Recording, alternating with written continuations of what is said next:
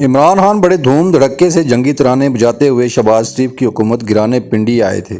خیال تھا کہ وہ لاکھوں کے مجمع کے ساتھ اسلام آباد پر چڑھ دوڑیں گے، لیکن شہباز شریف کی حکومت گرانے کے بجائے اپنی دو صوبائی حکومتیں گرانے کا اعلان کر کے واپس چلے گئے۔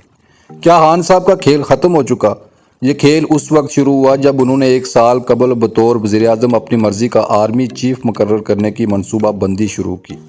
اپنی مرضی کا آرمی چیف لانے کی کوشش کے پیچھے کئی وجوہات تھیں، جن میں سے ایک یہ بھی تھی کہ خان صاحب فوج کو اپنے سیاسی مخالفین اور ناقد صحافیوں کے خلاف استعمال کرنے کی کوشش کرتے تھے۔ کبھی ان کی فرمائش پوری کر دی جاتی تو کبھی ان سے معذرت کر لی جاتی۔ اس ناچیز کو ان فرمائشوں کا پتہ اس وقت چلا جب 2019 میں مجھے آصف علی زرداری کا ایک انٹرویو کرنے کا موقع ملا، لیکن اس انٹرویو کو جیو نیوز پہ نشر ہونے سے رکوا دیا گیا۔ پیمرا نے یہ انٹرویو رکوانے کے لیے کوئی حکم جاری نہیں کیا تھا۔ میں نے پتہ کیا تو بتایا گیا کہ یہ پابندی دراصل خان صاحب کا فیض ہے۔ خان صاحب کا فیض بعد میں بھی جاری رہا۔ گزشتہ سال مجھ پہ 9 ماہ تک پابندی رہی۔ ٹی وی اسکرین سے لاپتہ کرنے کے علاوہ یہ کالم بھی بند کرا دیا گیا اور مجھے براہ راست بتایا گیا کہ یہ سب خان صاحب کا فیض تھا۔ یہ فیض اتنا عام ہو گیا کہ خان صاحب کے ناقدین اس شعر کی مثال بن گئے: مقام فیض کوئی راہ میں جچا ہی نہیں، جو کوئے یار سے نکلے تو سوئے دار چلے۔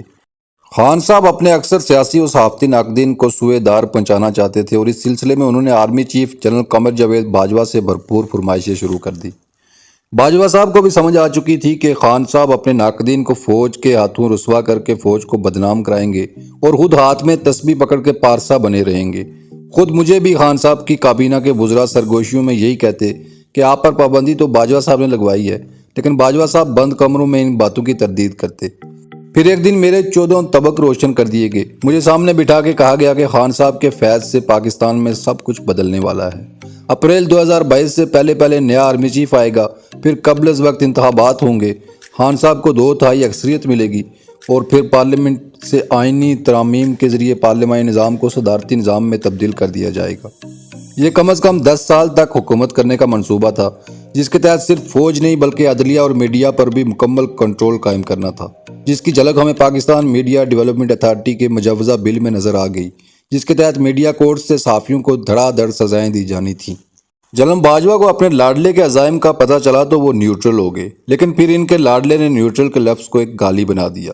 اس حقیقت میں کوئی شک نہیں کہ جنرل باجوہ اگر نیوٹرل نہ ہوتے تو عمران خان کے خلاف تحریک عدم اعتماد کامیاب نہ ہوتی، لیکن خان صاحب بھول گئے کہ باجوہ ان کے محسن تھے۔ انہوں نے پہلے تو تحریک عدم اعتماد کو ایک غیر ملکی سازش قرار دیا، پھر جنرل باجوہ کو میر جعفر قرار دینا شروع کر دیا۔ جب نیا آرمی چیف کی تقرری قریب آئی تو خان صاحب نے اس معاملے کو سیاسی جلسوں میں موضوع بنا دیا اور اعلان کیا کہ وہ چوروں کو نیا آرمی چیف تعینات کرنے کی اجازت نہیں دیں گے۔ خان صاحب نے نئے آرمی چیف کی تقرری کو روکنے کی ہر ممکن کوشش کی، یہاں تک کہ باجوہ صاحب کو چند ماہ کی مزید توسیع دینے پر بھی رضامندی ظاہر کی، لیکن ناکام ہو گئے۔ وزیر اعظم شہباز شریف نے فوج کے سینئر ترین جرنیل کو آرمی چیف بنا کر ایک ایسا قدم اٹھایا کہ خان صاحب بھی چوروں کے مقرر کردہ آرمی چیف کو مبارک دینے پہ مجبور ہو گئے۔ ایک طویل عرصے کے بعد سینئر ترین جرنیل کو آرمی چیف مقرر کرنے کی روایت قائم کی گئی ہے۔ یہ روایت آئندہ بھی قائم رہنی چاہیے اور فوجی سربراہوں کی مدت ملازمت میں توسیع پر پابندی عائد کرنے کے لیے باقاعدہ قانون سازی کی جانی چاہیے۔ سب جانتے ہیں کہ خان صاحب نے جنرل عاصم منیر کی تقرری کو بادل نحاس تک قبول کیا، کیونکہ انہوں نے 1 سال قبل جسے اس عہدے سے فیضیاب کرنے کا منصوبہ بنایا تھا، اس کی تمام چالیں الٹی پڑ گئیں۔ خان صاحب نہ تو قبل از وقت انتخابات کرا سکے، نہ نئے آرمی چیف کی تقرری رکوا سکے اور نہ ہی اپنے لانگ مارچ کو کامیاب بنا سکے۔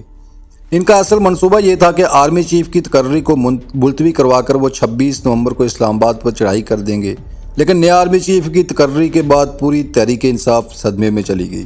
شاید اسی صدمے کے باعث 26 نومبر کو راولپنڈی میں کوئی بڑا مجمع اکٹھا نہ کیا جا سکا، لہذا خان صاحب نے اپنی ناکامی کو چھپانے کے لیے پنجاب اور خیبر پختونخوا کی اسمبلیوں میں سے باہر آنے کا فیصلہ کیا۔ میری ناقص رائے میں یہ ایک اچھی سیاسی چال ہے۔ خان صاحب کو احساس ہو رہا ہے کہ ان کے پاس ووٹ پاور تو موجود ہے لیکن سٹریٹ پاور نہیں ہے، لہذا ملک میں نئے انتخابات کا ماحول بنانے کے لیے انہوں نے صوبائی اسمبلیوں سے باہر آنے کا فیصلہ کیا ہے۔ اپنی طرف سے تو انہوں نے ایجیٹیشن کا کھیل ختم کر کے سیاسی چالوں کا نیا کھیل شروع کیا ہے، لیکن ایک غلطی ہو گئی۔ راولپنڈی میں خان صاحب کی تقریر سے قبل اعظم سواتی سے تقریر کرائی گئی۔ سواتی نے اس تقریر سے قبل سوشل میڈیا پر ایک حاضر سروس فوجی افسر کو گالی دی تھی اور تقریر میں جنرل باجوہ کے اثاثوں پر سوال اٹھایا تھا۔ جنرل باجوہ 29 نومبر کو رخصت ہو رہے ہیں، لیکن 27 نومبر کو اعظم سواتی کو اسلام آباد سے گرفتار کیا گیا ہے۔ اب اعظم سواتی کو اس ویڈیو کا ثبوت دینا پڑے گا جس کی وجہ سے ایک تنازع کھڑا ہوا۔ باجوہ صاحب کی رخصتی کے بعد خان صاحب کو جلد احساس ہوگا کہ باجوہ تمام تر شکوے شکایتوں کے باوجود ان کے لیے ایک سایہ تھے جس نے انہیں دھوپ کی تمازت سے بچائے رکھا تھا۔ عمران خان کا کھیل ابھی ختم نہیں ہوا۔ جنرل باجوہ کی ریٹائرمنٹ کے بعد ان کے ساتھ ایک نیا کھیل شروع ہوگا۔ باجوہ صاحب سے احساسوں کا حساب مانگنے والوں کو اب اپنا حساب دینا ہوگا، اور یہ حساب کتاب مکمل ہونے کے بعد ہی نئے انتخابات ہوں گے، لیکن شاید ہم خان صاحب کے فیض سے محروم رہیں گے۔